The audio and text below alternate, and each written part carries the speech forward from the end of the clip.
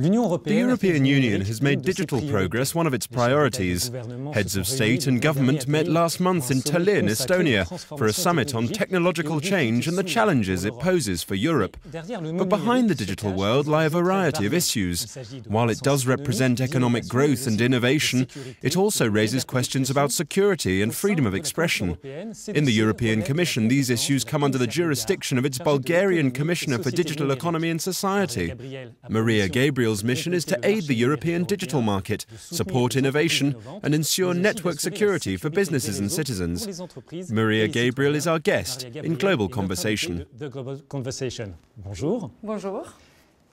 Where does the European Union stand in the digital market, especially when faced with giants like China and the US? Je commencerai en disant que plus qu'hier, aujourd'hui, les choses changent. Oui, dans certains domaines. I'd like to start by saying that the world is changing at a faster rate than ever before. Yes, in some areas, such as online platforms, we recognise that we are not quite at the cutting edge. On the other hand, the EU has asserted its leadership in some of the slightly less visible parts of the internet, such as nanorobotics, security chips and cars. Today, the issue is how to use the potential to become a real leader in the digital world, while both ensuring the safety of our citizens and creating a global space where we can move forward with our partners. This is where issues arise. One of the first challenges is the mobilisation of more investments, because if we do not progress in areas where we are not currently at the forefront, it is the result of a lack of investment. Parce que si pour certaines parties, téléphonie mobile, plateforme, That's why it's important to us that in the new telecom code, for example, the issues surrounding 5G high-capacity connectivity can be resolved quickly by member states in order to have a coordinated approach to and better management of licence duration, which means avoiding repeating mistakes such as those made with 3G and 4G. Avoir une approche coordonnée, avoir une meilleure gestion par la durée des licences, ça veut dire d'éviter de répéter des erreurs telles qu'avec la 3 et la 4G. Is the goal to create internet giants to rival American companies such as Google and Facebook? No, I don't think we should waste time trying to copy what others have already done. Let's focus on our own innovations. We have no more time to lose. We need to accelerate the pace because we have tabled 24 legislative initiatives, only 6 of which are finalised. We must move faster. Nous devons avancer plus rapidement. À propos de cybersécurité, on the subject of cybersecurity, how do you propose to reassure citizens and businesses that their data is protected so that they can surf the internet safely? Aujourd'hui, les menaces cyber ne connaissent pas de frontières. Cyber threats have no borders. Member states cannot face this challenge alone. Furthermore, something which can have extremely serious consequences is that 80% of European companies claim to have been the victim of a cyber attack in the past year. In September, we proposed some new measures aimed at ensuring that the European Union has a common approach. First, we need to strengthen the European Agency for Cybersecurity. We need a cyber agency with a permanent mandate, not a temporary one, in order to send a message of stability while working towards our long-term goal. We should also provide it with the necessary budgetary and financial means and give it more operational tasks.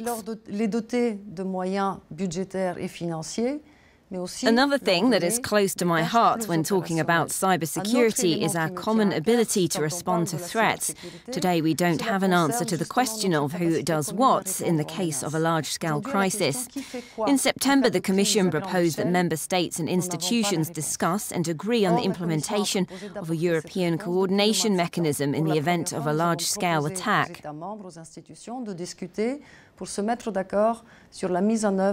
D'un mécanisme européen de coordination en cas d'attaque à grande échelle.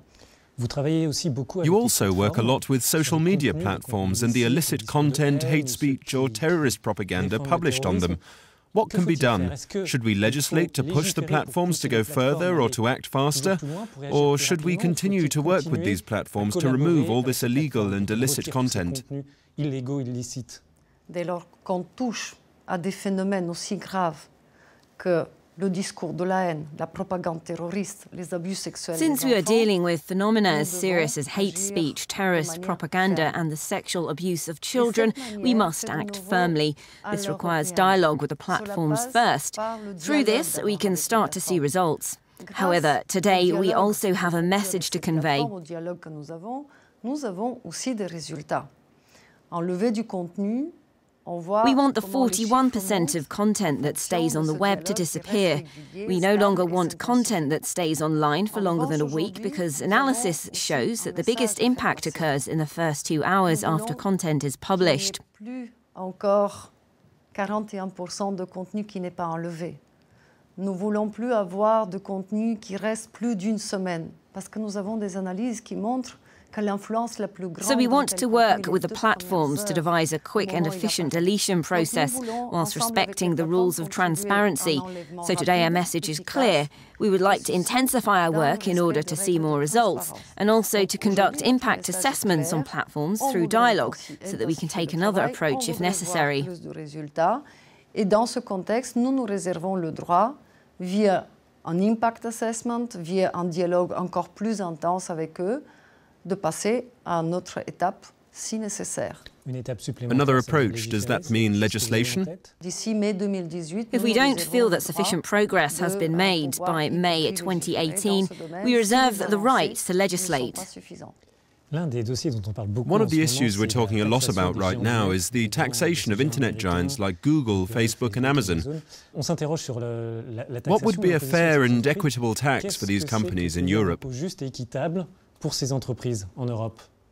Si nous avions la réponse, on ne se serait pas donné ce délai. If we already had the answer, we would not have set the December deadline to do so. So today we sent a signal. It is a question that deserves to be answered. Qui mérite d'être adressée.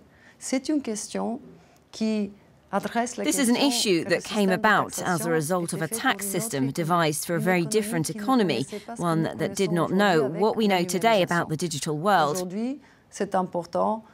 Today it is important to answer the question of where value is created on the internet. This is one of the challenges of digitization. It's also a question of justice. For the digital ecosystem and partnerships both inside and outside the European Union to really work and develop, it has to feel as though we are all benefiting. As you have seen, the question has been tabled until December. If there is no progress by then, we reserve the right to act ourselves.